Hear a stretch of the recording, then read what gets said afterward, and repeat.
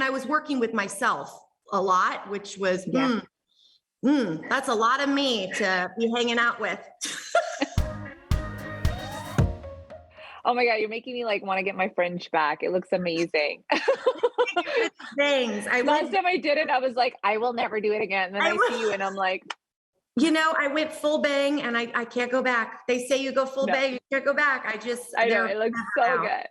So good. Hey, congratulations on season 2. Thank you. I remember chatting with you about season 1. I remember you being a little bit nervous. You weren't sure how it was going to be received. Well, clearly, critics, fans, people are blown away by this show.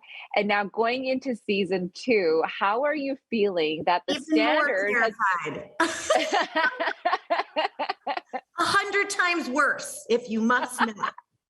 Listen, you've also added Sharon Stone to the whole cast. I mean, like, that's really upping the ante. Like, so really, how are you feeling that people loved season 1 and seeing season 2? I mean, obviously I saw it and I'm like, oh my gosh, people are in for a treat. Thank you. Well, as you know, you've seen it now. It's 100 times bigger.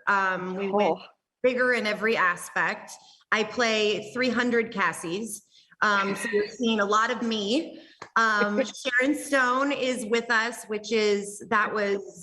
look, when we knew we wanted to cast Cassie's mom and we heard Sharon loved the show. She loved season 1 and we found that out and I was like, oh my God, I freaked out. And I said, guys, if Sharon loves the show, we have got to get her on.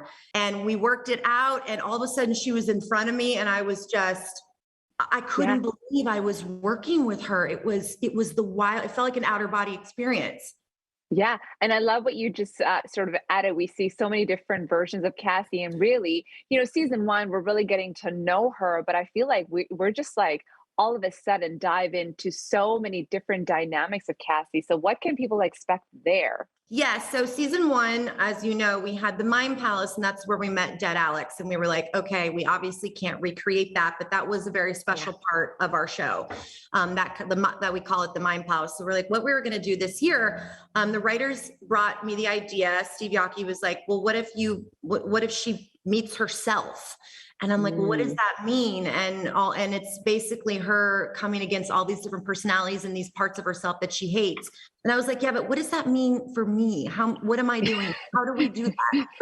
And he was, so it sounded like a great idea. And then the process of this was so insane. I believe our team met with the Orphan Black team multiple times because they're one of the other shows that did this. It was a wild experience. As an actor, I fly by the seat of my pants. I don't know what I'm going to do take to take.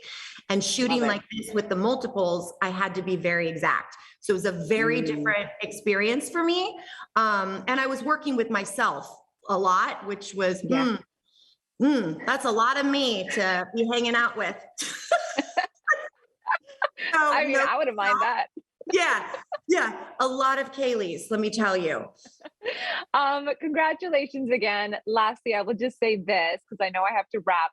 You were a mood for last award season. I know that you take your work seriously, but I love that you don't take yourself seriously. And your post-award post, like that was a mood that I feel like lives on forever. I so appreciate that. Listen, we cannot take ourselves that seriously. When they say it's an honor to be nominated, it was the honor of my life and I was going to enjoy it, win or lose. And there was a lot of losing. So there was a lot of enjoyment. Okay. This is why we love you.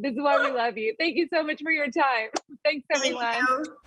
Thanks for watching Etalk. Make sure you hit subscribe for more celebrity interviews and entertainment news. And while you're here, why not watch another video? I know you want to.